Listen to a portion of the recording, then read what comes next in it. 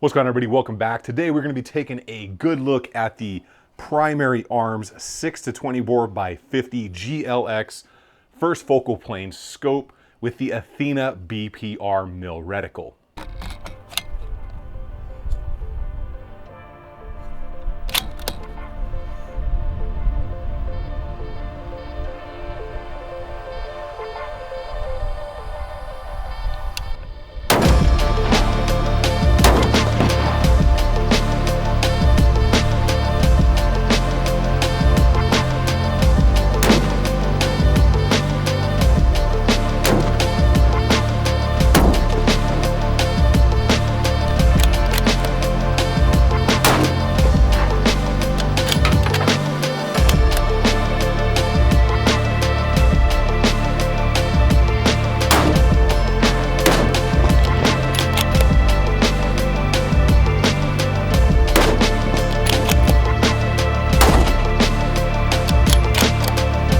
I'll tell you what, getting my big ass in that seated position out there on that like berm on the side of that road where we shoot at was not comfortable. I am not as flexible as I once was, and that was like a soft dirt mound, so I kept like slipping all over. But needless to say, had some good fun out there shooting from some awkward positions, testing out this Primary Arms GLX.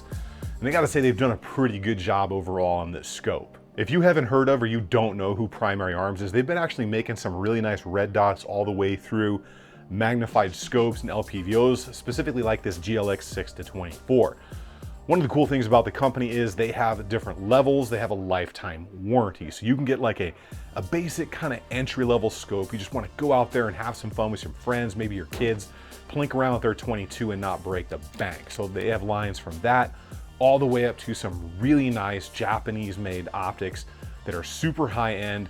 And that is going to be their PLX series. So they have the SLX, GLX, and the PLX being the upper echelon.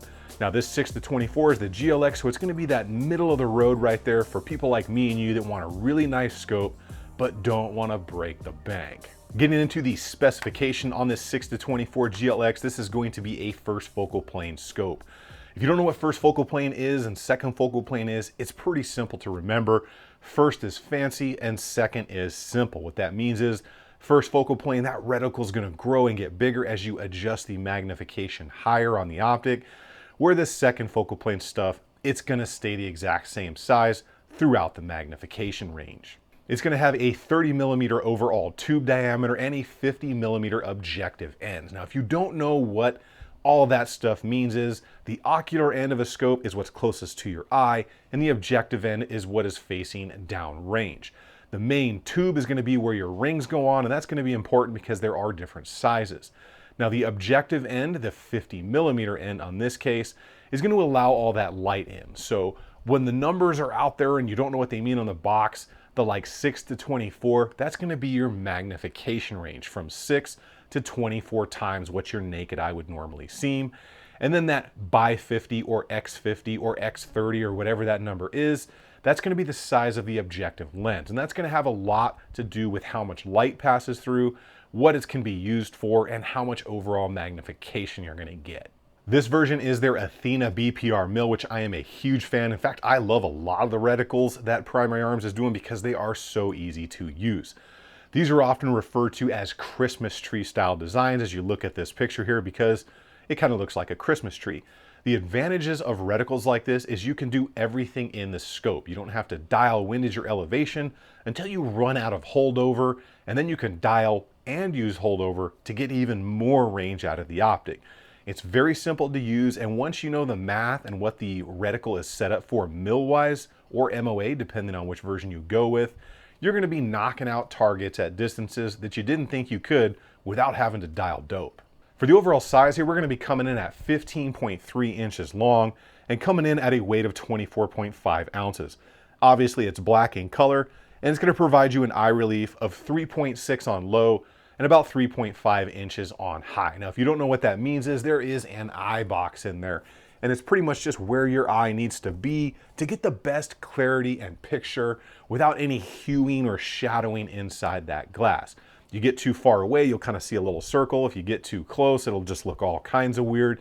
So there's a distance your eye has to relatively be within, and I'll say that it's pretty generous on this. Now you pump that magnification all the way up to max, and you're gonna have to be pretty much right on looking through that to get the best picture. When it comes to your field of view, that's basically gonna be how wide is your view looking through this at minimum and maximum magnification.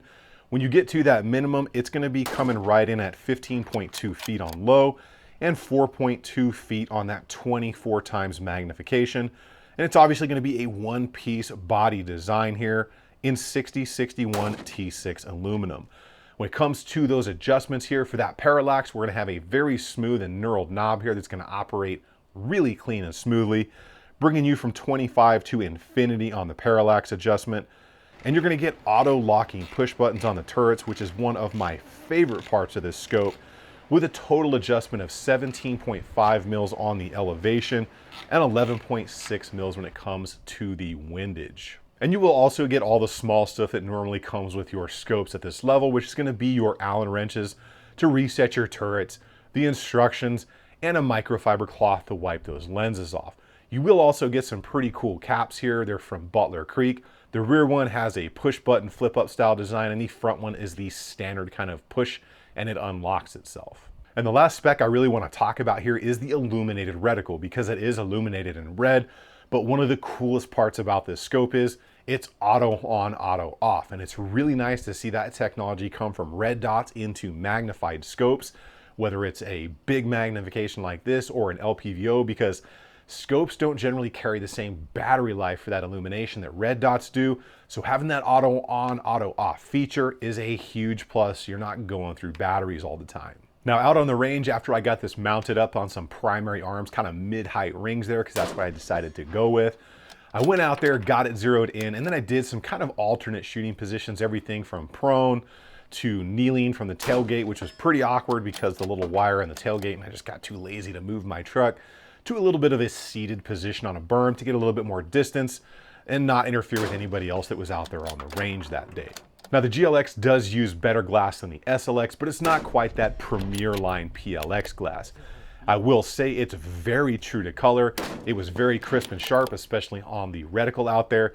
And of course, in the Arizona sun, you're gonna get a ton of light transmission through there, and you're not gonna have any problems seeing your targets, even out to greater distances we'll talk about in a little bit. The Athena BPR mill reticle is super easy to use once you understand what the subtension lines are and how to do that mill math in your head. I will say you're not gonna have any problem at all using that reticle in body and not have to dial. Now for you long-range Jedi masters, you're gonna be able to go way out there further than probably myself, and you're gonna be able to dial and use holdovers in the optic to get those super long shots. Now this may not be that Japanese or shot HT glass, but I will say for the price point of 850 bucks, they did a fine job with whichever glass they are using, because some of those other ones using that glass are well over $2,000. Now as Primary Arms describes this, it's going to be low dispersion, highlight transmission, and fully multi-coated. Basically what that means, it's probably gonna do everything you're gonna need it to do out on the range. I got a chance to use this not only in the blazing bright Arizona sun, like I said, but we also stayed out there and kept shooting until the sun was completely down. Now, I will say once it got to dusk, you weren't able to get the fine detail in that low light on the target, but you were still able to easily identify the target and get good hits on that steel all the way until the sun went down. Once the sun went completely down, pretty much like any other scope in this price point with this style of glass, you had some serious trouble and needed some illumination from, say, headlights or something like that. But it's pretty much exactly what I would expect coming in at this price point. As far as distances that I was able to get out to it in the couple days I was out there on the range with this one, we only got to go out to 200 because there were a ton of other people out there. The weather's been a little cooler in Arizona, so everybody's out using public lands, and I just can't force myself to pay a membership fee and schedule issues and things with some of the private ranges out here that have like 600, 700, 800 yard ranges, because they're ridiculously expensive and almost impossible to beat the extreme long range guys out there when it comes to scheduling. That being said, it was super easy at 200 yards to hit the 4x6 steel head on the target that I was using that day. And I also did get a chance to range a few things out to 750 and 800. To the point where I saw the soda can that somebody had obviously placed next to the barbecue tank out there on the range that they were using for target practice. The reason I didn't attempt to engage those, because the mountain that they were on is actually owned by the federal government and it's part of a military range. So for whoever did that, you're not supposed to be shooting there. Another thing at that distance, especially in Arizona, you want to pay attention to is miraging from the heat. Now, it was still pretty warm. It was over 100. And at that level of magnification, the miraging was very easy to deal with. Now, I will say, if it had been 115 or something like that, it would probably be a little bit more of an issue. But again, nothing that I wouldn't expect for an optic at this price point. And my overall feelings on this, there are a couple of things that really stand out that I like on it. And the first thing is going to be, like I said, those locking turrets. I just love the ability to spin back out and have that thing lock in zero so I can start over if I am dialing in. And on all of the turrets, whether it was windage, elevation, parallax, or even turning on the illumination, they have a very nice knurling job on them that has a pretty good texture, and they all operated very smoothly with good tension and a very tactile response. Sometimes scopes at this price point are going to feel maybe a little loose, or maybe they just don't have as much of a tactile response, or the actual dials are really thin and like kind of slippery. They don't have as much texture to them. These may be a little bit much for some people, but for me personally in Arizona, and I'm usually sweating pretty good, I like to have a little bit more meat when it comes to the turret. Now for me or somebody else like me who's finally taking long range a little bit more seriously, I think this scope is really nice. The build quality is solid, and especially for that $850 price point, you're getting a lot out of this scope that others don't provide.